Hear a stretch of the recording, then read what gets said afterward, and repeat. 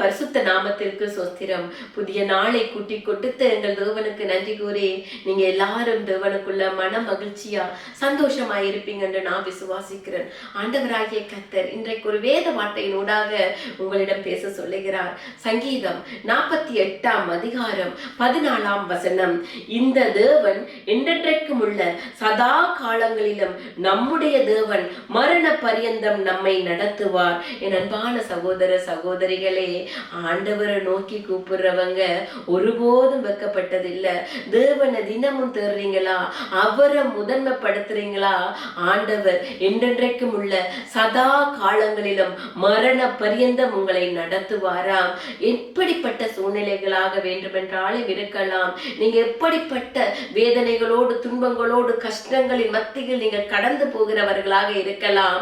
ஆனா நீங்க ஆண்டவரை முதன்மைப்படுத்தி அவரை தேடும் போது என்றென்றும் உள்ள சதா காலங்களிலும் அவர் உங்களை மரண பரியந்தம் நடத்துகிறவராய் இருக்கிறாராம். அப்ப ஆண்டவரை நம்புறவங்க ஒருபோதும் கைவிடப்பட்டதில்லை.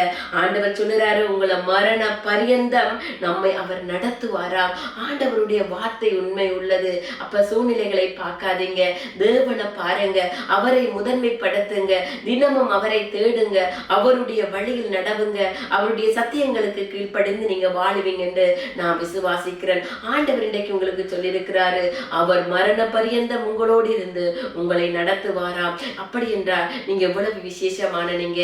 அப்ப ஆண்டவரை நோக்கி ஒரு சின்ன ஜெபம் செய்வோமா? அன்பான தகப்பனே, இந்த வீடியோவை பார்த்து கொண்டிருக்கிற பிள்ளைகள் ஆண்டவரே, உம்மை கூப்பிடுகிற சத்தத்தை நீர் அறிந்திருக்கிறீர் ஆண்டவரே.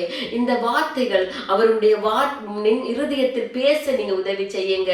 இருதயத்தில் என்னென்ன வேதனைகளோடு இருக்கிறார்களோ, கஷ்டங்களோடு இருக்கிறார்களோ நீர் அறிந்திருக்கிறீர் ஆண்டவரே.